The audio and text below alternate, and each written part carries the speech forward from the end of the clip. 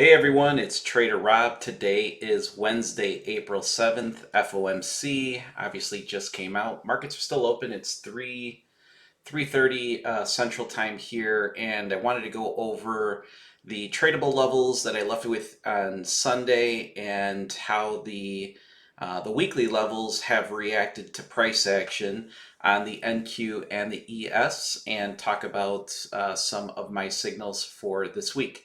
Coming up right after the intro.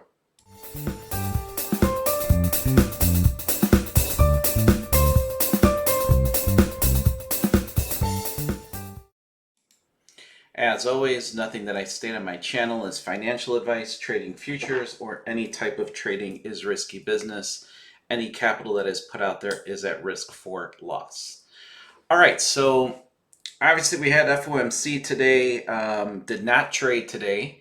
I actually put out in my Discord that, based on just all of my journal entries from going back years and years of just taking data on my trades, I always see a similar pattern on FOMC. And in my notes, there's just numerous entries that say, just don't trade on this day. And not necessarily because I'm afraid of price action or afraid of the volatility in the markets. What I've definitely seen, and some people talk about this, is we typically get into a range on FOMC, and it obviously gets pretty explosive. But what I have noticed is that um, the equity markets, the NQ, the ES, it really looks for a lot of liquidity sweeps on days like today, and then you obviously get, leading up to the rate decision, you will see some pretty erratic price action, and then during the release, it's pretty nutty. So I like to just take the day off. I still look at the charts. I look at my setups. In fact, we had a signal that got triggered here this morning that I unfortunately invalidated. It would have hit take profit 1 and 2. I'll kind of go over that here in a little bit, but you know, it's okay. I don't have to trade every single day. What I really have to do is trade A++ quality setups. That is the only thing that I am currently interested in trading. It's not the amount of trades. It's not necessarily my P&L. It's taking extremely high quality setups. You hear this constantly being said from 100 different angles, and just the bottom line is it's really the truth. It's just very difficult to do because we get that dopamine rush when we hit that buy or sell button, and when you kind of don't hit that buy or sell button for a day, you're kind of like, oh, it's you're really looking for that thrill, or at least the accelerated heartbeat. I mean, we all know what it feels like to be in a trade.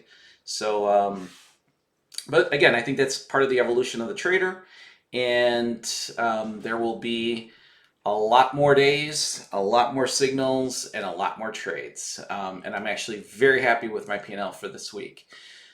Taking a look at the NQ, I left you guys with a tradable level at excuse me, at 19,800, and that was on Sunday. So let's go back. So somewhere around here, price action was at, and we tapped into it yesterday on the 6th. Got a nice 50-point bounce right here off of that signal, pretty much right exactly to the tick. Like I said, these are tradable levels. And we had obviously price action dip into this band from the 19,825 down to the 19,751. We came back up, and then where did price action go before this absolute huge move yesterday, which actually ended up taking a trade on this particular candle, which I'll show you guys in a little bit, off of one of my signals. But if you take a look at where all of the thrust in the movement was from, I mean, this is to the tick. I mean, I don't even, it's not to the point, it's to the tick. Right at 19,800. And that's the level I gave you guys on Sunday. So there is some, let me move this back down to the 60-minute candle so we can kind of get a bigger view of what price action ended up doing. So obviously we came all the way up, took a nice little trade right here, right at the top of this bar. And I'll show you guys a chart of it. So you can see the power of these levels that I have. And we came right back down. We tried getting past that 19,800 number that we have laid out here. And as far as above us, we've got a level at the tradable level at the 2277. Left that one with you guys on Sunday. That one's still in play, and there is now a well, the same band that hasn't been touched into yet. As I stated on Sunday, what did I say? There was a ton of volume up here that price action had to contend with before getting into this zone right here. And that's exactly what price action has been doing Monday, Tuesday, and Wednesday. And now we're getting to value low areas up here. So we can either see a big push right into this band, or we might see even a rejection down to this band that has a ton of volume sitting in it from that 19,529 down to the 19,460. As far as new tradable level that I see, there's a pretty nice little pocket that sits at 20,080. And let me just change this. Dotted right there. Okay, so I thought we were actually today during the FOMC movement, I thought we would probably tap into that level. But this is going to be another new tradable area level that I can see price action reacting to for sure. Above us, this is the same one from Sunday, 2277, and another one at 2449. Taking a look at the ES. This is on the 60-minute. So none of our tradable levels that I left you with have been tapped into yet. So we still have this one at the 55.45, the 54.65, excuse me. Those are two tradable levels that we currently have sitting below price action.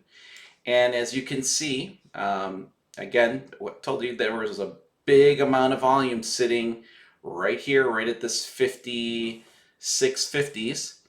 And we have just been churning through them. And finally we broke through. Where did we get the rejection from?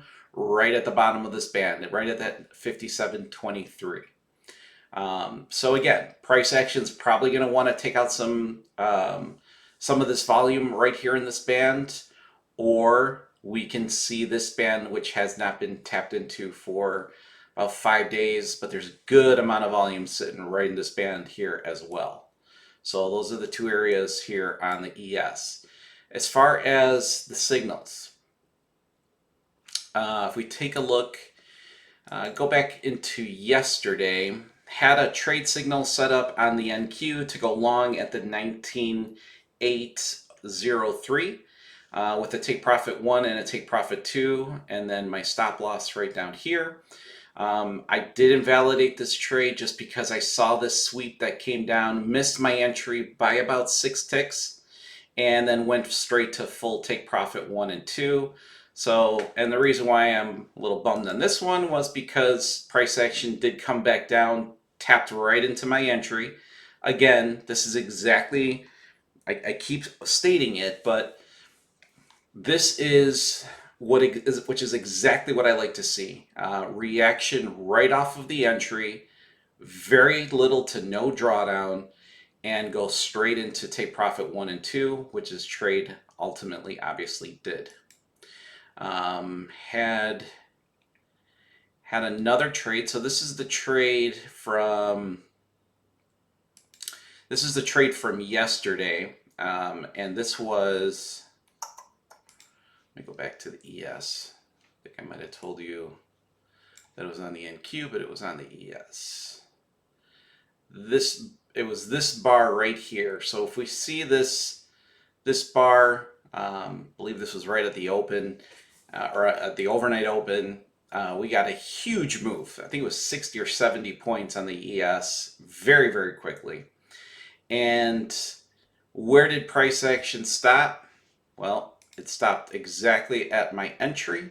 So that was, you were seeing just a huge amount of upward pressure, okay? And it was really fast. I mean, it happened really, really quickly. And the only thing that was able to stop that big of a push was this level right at 56.87. And I think I took about a point and a half of drawdown on that trade. And then it swept right back down into my take profit 1 and take profit 2. That was a beautiful trade. That was a nice one. And I think I even made this comment here. You know, look at this candle and look where it ended. Literally on the entry of my signal to go short. So those are good because it just reinforces constantly what it is that I am taking a look at. Now, today's signal. We had a signal this morning to go long on the ES at the 56.24 level. And I unfortunately, there's a few reasons why I invalidated this trade. One, I wasn't trading today. Obviously, it's everybody's personal trading preference as to if they take my signals on FOMC or if they don't. I just made my case that, hey, based on what I have seen in my own trading, granted, maybe a couple of years ago, journal entries was not the same style of trading that I have today. So maybe I can start to adjust that a little bit. But I was definitely eyeing this setup. So we came down about, I think it was about 1.5 to 2 points from my entry. Then it swept back up into take profit 1 and take profit 2. I said it was kind of a weak invalidation, and I even said that, before the entry hit, let's see here. I know a lot of people still took the trade, which was awesome. Sorry, I'm trying to look and see where I said. Oh yeah, you're right here. So at 9:59 a.m. Central Time, I said take profit still looks like there's a good chance of it hitting. Even though that it had swept, because we didn't really get any candles that closed below take profit 1. So again, maybe not the best invalidation for me, but I had a lot of other reasons why I was invalidating it. But as you can see, it hit our entry and went straight to take profit 1 and 2. So it is what it is. And I was a little bummed that obviously it's a very nice setup. It was a setup I think that I've been waiting for about a day, and when it finally comes, it's just the timing wasn't perfect. And I even got a comment, just shows how spot on your levels are, which is true. That's where I'm getting a lot of my confidence is on my drawdowns on these trades, which is very, very little. And I think that was it. So that's all I've got for the midweek review. Positive P&L for this week, and got a few more signals that I'll be looking out for tomorrow and Friday. And I've left you guys with some tradable levels. So let's see how the rest of the week goes, and look out for my video recapping the end of the week. See you guys.